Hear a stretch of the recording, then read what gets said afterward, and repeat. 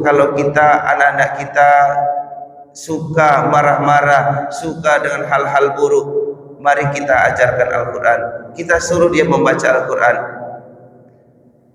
Anak-anak hari ini Bapak Ibu bisa dibilang interaksinya nol dengan Al-Quran.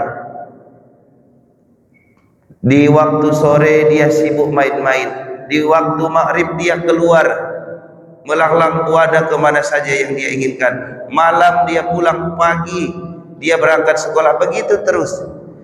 Dengan Al-Quran bisa dikatakan interaksinya tidak ada. Maka Bapak Ibu, ini kewajiban kita, ajarkan anak-anak kita tentang Al-Quran. Kita bimbing dia, kita bawa ke tempat mengaji yang menurut kita tempatnya bagus, tempatnya memang benar-benar amanah. سبح اسم ربك الأعلى الذي خلق فسوى والصلاة والسلام على سيد المرسلين وعلى آله وصحبه أجمعين. أشهد أن لا إله إلا الله وأشهد أن محمدا عبده ورسوله لا نبي بعده. رب اشرح لي صدري ويسر لي أمري واحلل عقدة من لساني يفقه قولي. Alhamdulillah, tiada kata yang kita ucapkan selain pujian dan syukur kepada Allah Subhanahu wa taala. Allah berikan kita kesehatan, Allah berikan kita keimanan, sehingga di pagi hari ini, di saat tidak semua manusia mau untuk bersusah payah melaksanakan ibadah salat subuh secara berjamaah, tapi pagi ini kita hadir dengan dorongan iman kepada Allah, dengan dorongan ketakwaan kepada Allah, kita laksanakan salat subuh secara berjamaah. Kemudian salawat bertangkaikan salam kepada baginda Rasulullah sallallahu alaihi wasallam. Benar-benar kita mengharap syafaat beliau nantinya di hari yauma la yanfa'u malun wala banun illa man atallaha biqalbin salim. Pada hari itu tidak berguna pangkat jabatan, anak dan apapun itu, kecuali benar-benar pertolongan dari Allah Subhanahu wa taala melalui syafaat Rasulullah sallallahu alaihi wasallam. Amal-amal yang kita lakukan di dunia ini akan ditimbang, dan yang akan membantu amalan kita nantinya adalah hati yang bersih dan juga syafaat dari Rasulullah sallallahu alaihi wasallam. Bapak Ibu jamaah sekalian yang kami muliakan, pada kesempatan ini kita mengkaji, melihat firman Allah, yaitu pada surah Yunus ayat ke-57. A'udzu billahi minasyaitonir rajim. Bismillahirrahmanirrahim. Ya ayyuhan nasu qad ja'atkum mau'izah min rabbikum wa shifaa'un lima fis sudur wa hudaw wa rahmatan lil mu'minin. Shadaqallahul azim. Ayat ini dimulai dengan menghimbau manusia. Ya ayyuhan nas, wahai seluruh manusia. Kalau kita perhatikan Bapak Ibu, kita membaca Al-Quran, ada ayat-ayat yang diawali dengan munada, dengan kalimat panggilan. Ada Allah panggil, ya ayyuhalladzina amanu, maka itu dihususkan kepada orang-orang yang sudah beriman kepada Allah. Di luar dari itu himbauannya tidak masuk. Kemudian ya ayyuhal kafirun, wahai orang-orang kafir, maka ini adalah orang-orang yang kufur kepada Allah. Tetapi ayat ini dihimbau seluruh manusia yang merasa dirinya manusia. Ya ayyuhan nas, wahai manusia, qad ja'atkum mau'izah, telah datang kepada kalian mau'izah. yaitu pelajaran ataupun nasihat. Kira-kira apa Bapak Ibu pelajaran atau nasihat yang Allah berikan? Allah rangkum semuanya di dalam Al-Quran. Maka Allah sampaikan Al-Quran yang ada hari ini, yang kita pegang di masjid, di rumah, dimanapun dia berada, itu adalah sejatinya mau'izah, pelajaran ataupun nasihat-nasihat dari Allah Subhanahu wa ta'ala. Maka Bapak Ibu, kalau orang yang bernasihat itu mungkin saja nasihatnya tidak tepat. Kalau siapapun yang memberikan nasihat bisa saja nasihatnya salah. Tetapi kalau Allah sudah menunjukkan kepada manusia yang kita sendiri adalah manusia, maka nasihat ini pasti itu sudah sesuai dengan kadar, sudah sesuai dengan kebutuhan kita. Kalau bahasanya setelan pabriknya Allah sudah tahu.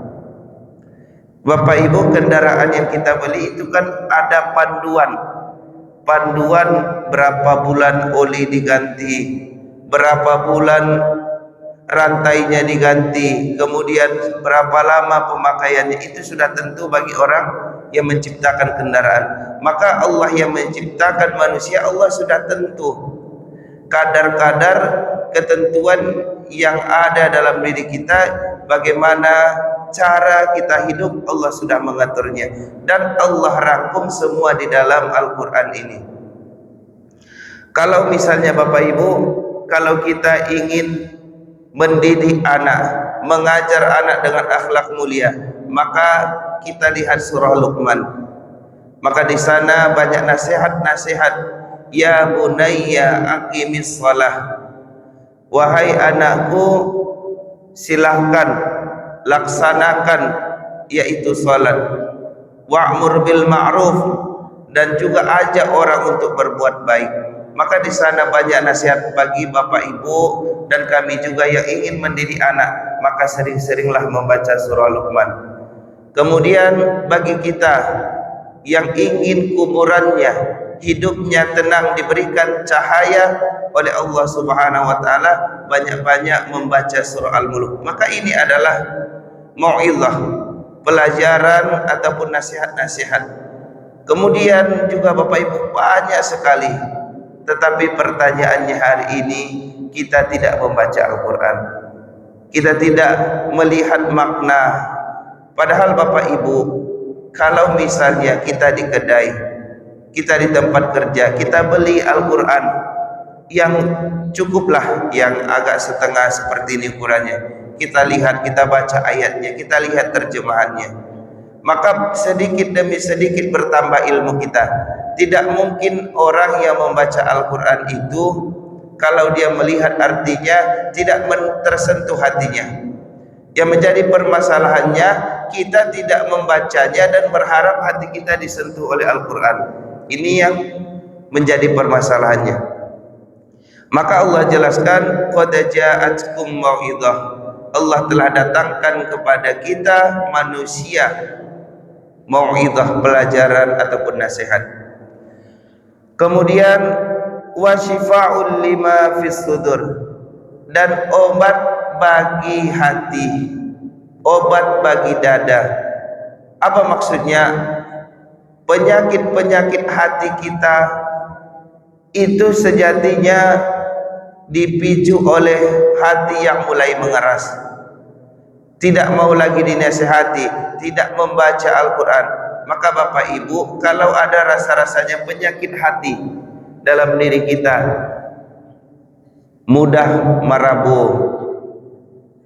pendengki, kemudian penghasut, apapun itu, hal-hal buruk yang ada dalam hati kita, suka hal-hal keburukan, maka bisa dipertanyakan interaksi seseorang itu dengan Al-Quran.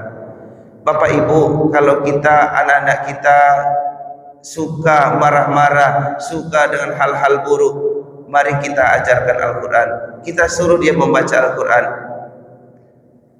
Anak-anak hari ini Bapak Ibu bisa dibilang interaksinya nol dengan Al-Quran. Di waktu sore dia sibuk main-main, di waktu maghrib dia keluar melanglang buana kemana saja yang dia inginkan, malam dia pulang, pagi dia berangkat sekolah, begitu terus. Dengan Al-Quran bisa dikatakan interaksinya tidak ada. Maka Bapak Ibu, ini kewajiban kita, ajarkan anak-anak kita tentang Al-Quran. Kita bimbing dia, kita bawa ke tempat mengaji yang menurut kita tempatnya bagus, tempatnya memang benar-benar amanah. Maka Bapak Ibu, kalau anak-anak kita itu dihiasi dengan Al-Quran kesehariannya, maka hal-hal negatif bisa dijauhkan. Dan juga termasuk kepada kita, ada sedikit-sedikit masalah langsung berang nak tangguh, itu berarti ada penyakit hati kita. Kalau ada sedikit kelebihan orang lain, hati kita panas, hati kita tidak menerima, maka itu ada penyakit hati. Maka dengan memperbanyak membaca Al-Quran Bapak Ibu, kalau membaca Al-Quran saja kita tidak mau, apa yang kita harapkan dalam hidup ini? Karena ini yang menjadi obat dalam hati kita. Bapak Ibu, orang yang kaya belum tentu dia tenang. Bisa saja tenang, tetapi tenangnya pun tidak berkepanjangan. Tetapi siapapun orang kaya, orang miskin yang membaca Al-Quran, itu akan tenang hatinya.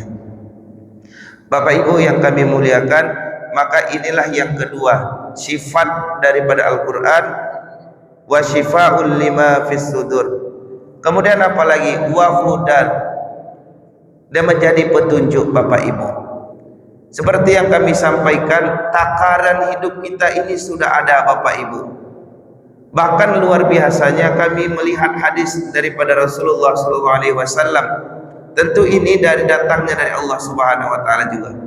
Bahkan Allah mengatur siapa yang menggantikan seorang ayah apabila ayah itu meninggal. Sedetail itu Islam mengatur. Rasulullah menyampaikan, apabila seorang ayah meninggal, maka saudara yang paling besar yang menggantikan tugas seorang ayah. Luar biasa Islam ini Bapak Ibu. Luar biasa Allah menurunkan petunjuk kepada kita. Maka apabila seorang ibu meninggal, siapa yang menggantikan? Siapa yang menggantikan perannya? Adalah saudari perempuan yang paling besar. Maka Bapak Ibu yang kami muliakan, kalau kita memang benar-benar mengikuti aturan Al-Quran, aturan Allah Subhanahu wa taala, tidak ada yang melenceng. Kenapa melalui hadis tadi, kenapa adik-adiknya, anak-anak dari yatim itu tidak terurus? Karena tidak tahu hadis, tidak tahu Al-Quran, tidak tahu aturan Allah Subhanahu wa taala. Maka Bapak Ibu, Al-Quran ini menjadi hudan bagi kita.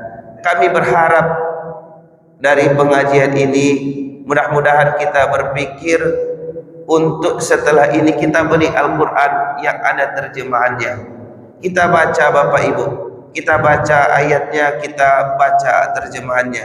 Di waktu-waktu setelah kita dimanapun itu, mau di sawah, mau di rumah, mau di tempat kerja, kita baca ayatnya, kita baca terjemahannya. Mustahil tidak ada perubahan dalam hidup kita, mustahil tidak ada kebaikan-kebaikan yang kita dapatkan. Bapak Ibu yang kami muliakan, maka Al-Quran itu juga menjadi hudan, petunjuk bagi kita.